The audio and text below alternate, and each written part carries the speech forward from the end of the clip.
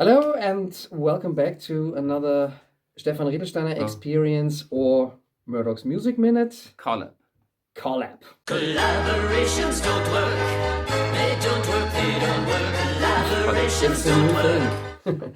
And yeah, since two human beings are collaborating here, we also thought we'd do something a bit more human in these videos, or to make it clearer, let's talk about things that we usually do not talk about on our channels, or Our things secrets. that are maybe not as obvious for people who maybe watched a few videos on our channels. So this video will be about bands, acts, or genres that we like but have never talked about, or Almost never. almost never talked about, or that based on the usual things that we present on our channels will maybe come as a bit of a surprise. Or unexpected. You know, Right. if you watch just 10 videos of me or of him, you probably wouldn't come to the conclusion that we would listen to this or that kind of group. That was the idea, I think. Right. So- We didn't really prepare, or just a little bit, so Just a we little just bit. see what happens. I didn't prepare much. Let's put it that way. Who wants to start? You. I can go first. I'll start with a band that I actually did talk about once on my channel, but hardly anybody watched the video, so it's gonna be new. Mozart. I think that's your least successful video. Poor old Mozart, but I watched the video. it's a band. Thank you. It's a band that comes from a genre that I usually really don't listen to. It's not Jethro Tull. It's not Jethro Those are Tull. your most successful videos. It's more kind of, well, I listen to post-punk, but the later phase of this band is more almost kind of industrial metal, which is a genre that I really usually don't listen to.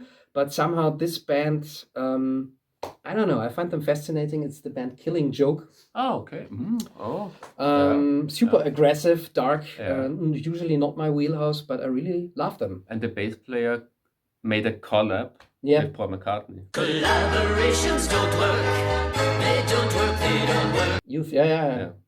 Fireman. the Fireman. A very interesting producer as well. I think he produced Smashing Pumpkin. and Many also acts. Great albums. Pop acts, very broad scope. Some great albums. He Yeah. produced. Especially 90s. I think in the 90s he did some really good albums. Yeah. Killing Joke are quite Interesting. uncompromising. Also a bit of Dark. apocalyptic lyrics and everything. But I've got a couple of their albums, and I really also like the heavy, aggressive stuff. Oh. Yeah. Oh. So that was the next video is big Motorhead. surprise.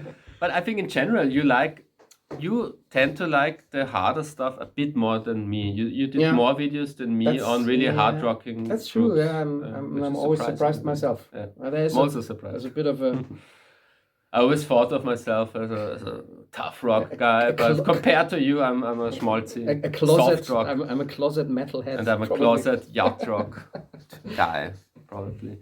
So now it's my turn, and I just have one act, and I still have to look in the notes. That's how unprepared I come to this. At least you've prepared some vinyl to show and tell. This is not a vinyl, Murdock. Yeah. You have to. No. I have to teach you some stuff here. But this is. So the band is James from Manchester, and I kind of broke the rules here because I just talked about them in one of my, it must have been one of the, 1 month or 2 months ago. So it's not really long ago that I talked about them. But I talked about them just that one time. And when I did my top 25 favorite acts of all time, so of course when I do a video like that, of course I talk about a band like that, which is because if the subject today is bands we like, who are really favorite bands of us, but we never talked about them, and you have made a video like my top 25 bands, then you have talked about all the bands you like. So That's true. So there isn't really a band I never have talked about that is a top 25 bands of mine. But I just mentioned them briefly in this top 25 ranking 2 years ago. Like, this is my number, whatever they were. And then I went to the next number. and I just talked about their newest best of album like 1 or 2 months ago, because it's a fantastic best of album. That's why I have this CD with me here. That's the best. That's not the new best of album. That's the best of album from 1998, and I wanted to The show original this. best of. Yeah, I wanted to show this because I would say, and I think I'm not the only one who says this. I would say this is one of the best of albums of all time. You know, in the sense that it's just one disc. Yeah. And that it's a band, you know, that this best of album kind of encapsulates what's great about this band in like 70 minutes or whatever it is. It's really there's no filler, but still it's not too much, and it's not too less. It's the exact right thing. The best of James. So if anyone wants to discover James, they have to start here. That's an interesting topic in itself. There are a couple of best of compilations that are if I would really ever perfect. if I would ever make a video, the top 10 best of albums, then this would be it. maybe number 2, 3, or 4, or something like that. Are you familiar with James, with the music? I only know a couple of songs. And that's maybe one of the reasons why I never or almost never talk about them, because they're a band that I feel like there's not really much interest in them, which is a bit of a shame, and that's why I'm glad that at least now I can talk about them, and maybe I will talk about them in the future, because when I'm thinking about it, why don't I talk about this band? You know, it's not like a guilty pleasure like a previous video. This is actually a great band, and more people should know about it. I mean, it's a well-known band. It's a very successful band. And in the 90s, when the Britpop thing was happening, and they were really outsiders of Britpop, they weren't considered Britpop, although they were from Manchester and made their best work in the 90s. They're still the kind of band that has something obscure written inside of them. Like it's really a strange thing. They weren't seen, you know, if you thought about what are the 5, 6, 7, 8, 9 greatest Britpop bands of the 90s, no one ever would mention James. But at the same time, they sold probably more albums than Suede, Blur, Pulp, maybe not as much as Oasis, but they were very successful because they were successful in America. And most of the Britpop bands weren't successful in America. This album really sold, I don't know, maybe 1 million copies in America. And this also. So they were always very successful with their fan base, and the fan base is very big. But for some reason, they didn't really have this kind of, you know, they weren't a tabloid band, they weren't an enemy darling band. They didn't have good marketing in a way. They didn't advertise themselves correctly, or the management, something wasn't there. But you know, everyone who knows the band and who likes that kind of music really loves that band, and so it's the quintessential cult band in a way, I would say. Maybe I would put them That's together. the best album. That's the best album. Okay. But it's an atypical album. So if you want the best typical album, then I would say this 7. And the best album, but it's the only like unplugged kind of album of theirs. But the best album is still late, produced by Brian Eno. Okay. Maybe I'm completely wrong, but I would always put them together with another band that somehow was a bit too early for Britpop, and also had a bit of a different sound, but somehow paved the way for it, like the Wonder Stuff, maybe. Yeah, but James is much better. That, you know, Wonder Stuff was like a one-trick pony in a way, I think. James is really like it's a really a cosmos. It's not just this is the band with these 2 or 3 nice songs. James is really, you know, the B-sides and all the albums, all the phases and so on. And maybe one of the reasons why they never, you know, were big in the perception of the people, especially in the 90s when they did the best and most successful work, was they had bad timing. They always had bad timing, and they were split up between 1994 and 1996. And those were the 3 big years of Britpop. Yeah. So they released this album in 1993 before really Britpop really took off. And this is, like I said, the atypical unplugged album. So it really doesn't. It's not glamorous. It's not one of those glamorous British albums. and they made their comeback in 1997 when Britpop was on the was Going downhill. going downhill. So very bad timing, but they are still around, and they still. I wouldn't say that their new albums are as good as the 90s stuff, but still, every album has like 2 or 3 great songs, and it's one of my, as you can see, one of my favorite bands. But I never really have talked about them on this channel, and also like in my life, I don't really. There's not like I go for a drink with someone and hey, have you heard the new James? I never talk about them really, except with my girlfriend, because my girlfriend also likes James. But it's really like it's only in my at home we talk about James, and outside of the home they don't exist for no reason. That's why I changed it today and I talked about James. Great band. So, and I will do a James ranking later this year, I decided. Oh, great. I'll look into that. My next pick is, or more kind of a, well, not even a genre, because the 2 acts are both dancey, but not really the same genre. But it's something that I really enjoy listening to, but never really talked about on my channel so far, because there are no guitars in it. The first one, that's maybe not so surprising, because they were big commercial acts, Daft Punk. I really consider myself a fan. Great. And the other one ranks in my best live experiences ever, and that was the the English band, I think, Moloko. Oh, who are both, not really house, unlike Daft Punk, but maybe more kind of acid jazz, trip hop meets house. And especially the final 2 albums are, I think, brilliant. What are the final 2 albums? Statues. And the other one was called, I think, Things We... I know the 90s stuff. I know this with the tight sweater. Things to Make and Do. Is this album with something like Do You Like My Tight Sweater or something? I think that's and then there's the album after that. And I like those 2 albums very much. I had them back in the 90s. I still have them somewhere. Great. Yeah. Sing It Back is great. The Time Is Now. Great tracks. So front woman Roisin Murphy was a force of nature. Yeah, great singer. great singer, voice, great stage presence. Very unique voice. Yeah.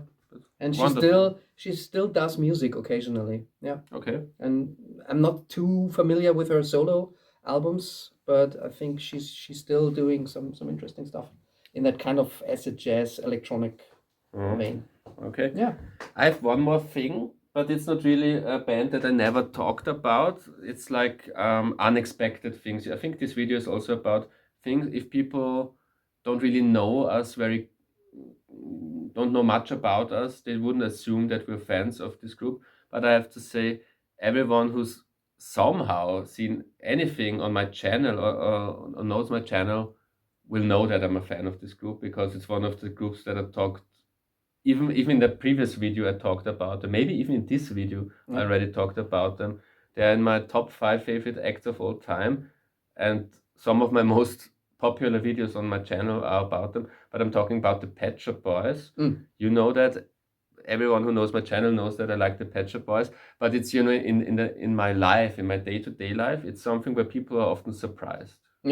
Because they always they have a picture of me in their minds that I'm, like you just said it about yourself when you talked about Murdock. They think of me as like a guitar music guy, and they think of me as the Oasis guy.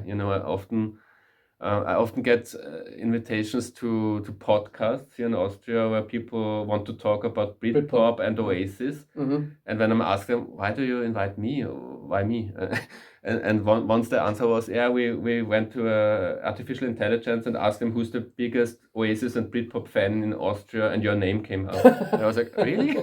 Because I'm a much bigger Pet Shop Boys fan than I'm an Oasis fan, and a much bigger Pet Shop Boys fan than anything Britpop, guitar Britpop related.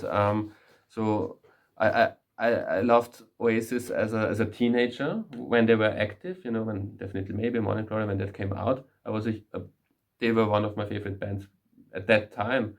But starting with something like 1999, 2000, they really I rarely listened to Oasis since 25 years. I listened in the 90s to Oasis, but still I'm considered the Oasis guy and the Britpop guy. And Maybe some of because our it was so earliest videos. intense. Do you remember our intense first collaborations, our first videos Yes. when we talked about what can we do, and it was like, oh, let's make Oasis versus Blur videos because Right. I'm the Oasis guy, but really I'm the Pet Shop Boys guy in a way. But that's something that people have a problem with, you know, coming to terms with, Yeah. just for some strange reason. But I think So- the so Pet who Shop Boys can are in we- every aspect better than Who Oasis. could we put versus the Pet Shop Boys? Who would be? Well, I'm well, thinking typically about- it would be Depeche Mode. You know, Oasis, the Oasis versus Blur. With Yeah. Pet Shop Boys, it would be Pet Shop Boys versus Depeche Mode. Really, Depeche Mode? But I Okay. think Pet Shop Boys are so much better than Depeche Mode. I don't think really, they I are- don't really like I Depeche think they're Mode. completely different. Depeche No, but Mode usually is much more melancholic. No, and no. Pet Shop Boys fans. You know, if you read the comments under Pet Shop Boys videos, Yeah. it's always, oh, I'm such a fan of Pet Shop Boys and And Depeche Depeche Mode. Mode. And if I was Neil Tennant, I read these comments, I would be like insulted, like, oh, I hate. I mean, he's not like Noel Gallagher. He doesn't talk about openly if he thinks something is shit. But if I were Neil Tennant, the genius, and someone compares me to Depeche Mode, I would react as you and say it's not related. But Erasure. but also, yeah. But that you laugh. But they often get in. Pet Shop Boys often get in the same box as Erasure and Depeche Mode, and I personally think that Pet Shop Boys are a million times better than those groups. I mean, there are 2 or 3 songs by Depeche Mode I like, but 2 or 3 songs, not more. I've grown to really like Depeche Mode. I'm not a huge fan. I don't. There are a lot of albums that I don't know, I think but they've like grown Martin on me. Gore. I like them more nowadays than back in the 90s, maybe. I like Martin Gore, you know, as a concept, you know, the person, the persona of Martin Gore. You know, I don't know him personally, but the public persona. Okay. I'm kind of a fan of his vibe or his aura, as the young people would say. You know, when I watch videos and he plays guitar on stage, I think, oh, I like this guy, but I can't stand Dave guy. Gahan. It's like, Okay. it's like the Jim Morrison thing, like, it's too much of a pretend to be a rock star type of thing. But, you know, I like his voice. I think his voice, great is voice. good. His voice is definitely better than Neil Tennant's voice. But different kind of. But if you like Neil Tennant's voice, then you really love Neil Tennant's voice. So it's like the Bob Dylan thing. Yeah. Do you have anything? I've got one more, Yeah. a genre that my wife reminded me to mention. I don't know. Black metal. I took it for granted, but then I realized, yeah, it's true. I never talk about it, not so much in public or on the channel, because this is a genre that is much about obscure singles. It's Northern Soul. I'm actually I love Northern a Soul. huge Northern Soul fan. I'm too. I only have Northern Soul compilations on CD, too, which me of too. course is a sacrilege to any Northern Soul fan, because Me that's too. about collecting vinyl singles. But Yeah, but who really wants to always go to the turntable and yeah, right. I But hate singles. yeah, I even for a while I sometimes went to so-called soul all-nighters here in Vienna. With your Vespa No. and your Parker. Yeah. So yeah. Yeah, I really like Northern Soul. It's a great genre. Yeah, it's I agree. It's a genre that people like us. It's not really talked about much by people like you and me. But you know, I also have lots of compilations of Northern Soul songs, and it's fantastic. Yeah. It's really fantastic. Yeah, Very fun.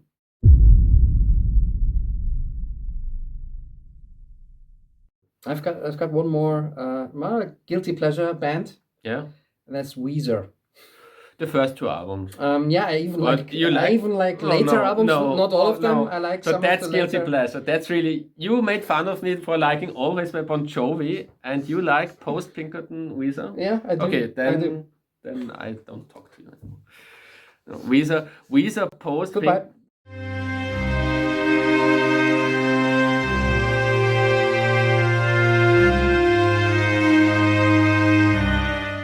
Weezer post Pinkerton are really, it's awful. It's really awful in my opinion. That's really awful music. Really. So But the I first- should have put them in the other video. Yeah, we can edit it. Yeah. But the first 2 Weezer albums are great. Especially the second album, in my opinion. Which is also very much against women. The lyrics are. yeah, against one woman, I think. Misogynist. I think he had problems with a Japanese Yeah, woman. whatever. For some, Yeah. actions. Yeah, the And lyrics are. I think Rivers Cuomo is. Maybe not a nice guy. I don't think he's a very nice guy, No. to be honest. No, But probably I not. like his sense for melody. Yeah. I mean, his biggest hit is about Buddy Holly, and he's like a Buddy Holly of the 90s. Yeah. Because after that, he stopped being good. So, yeah. You But don't know who Rivers Cuomo is these days. I don't know. I can't really pinpoint him. In his songs, I don't know what kind of person he is, but I like a lot, not everything, but I like a lot of their stuff. I don't know. Weezer died 1996. When the bass player left the group. I think Matt Sharp was his name. He was the really- secret DNA or whatever of the band. That's didn't true. really have songwriting credits. I think it was always written by Rivers Cuomo, but for some reason he made the band better. Yeah. I don't know what he did. It wasn't like he played so fantastic No, bass, but his personality somehow. his harmony singing, Yeah. and I don't know, maybe he had a say in the how songs were arranged, maybe a little bit. Yeah, that could. Matt Sharp did at least one solo record. Yeah, I know. Which is it's a great. not what you would expect. Probably it's very pavement-like, I think. Yeah, it's very acoustic, yeah. very slow, mellow stuff. Yeah, it's good. It's good. Yeah. I once interviewed Weezer because I was, 20 years ago, I tried to be a music journalist for some time. And it was already the time, after. That was the time when I hated them. Yeah. And for some reason, I wasn't able to hide my disgust, it seems, because it was one of those car crash interviews that was the worst interview I ever did, because I think I interviewed the bass player and he, like, 5 minutes in, he it was clear to him, this guy hates us. And it was really a very bad interview. Really, not proud of it. Yeah. Okay. So that's it. Thank you for watching. Goodbye. See you again.